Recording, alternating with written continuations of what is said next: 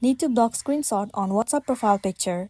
Then here's a step-by-step process on how you can easily block it. Start by moving into your application WhatsApp. Make sure that you are using the updated version of the app.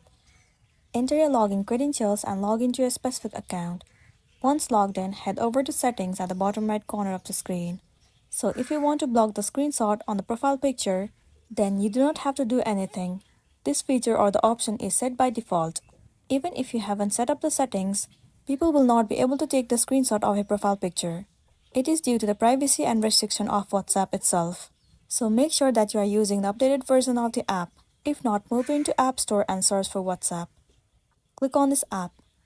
Tap on Update if the update option is available to you. Once updated, the feature will be automatically enabled and then you'll be good to go. So that's the end of the video. If this video helped you, give it a like and check out our next tutorial. Thank you.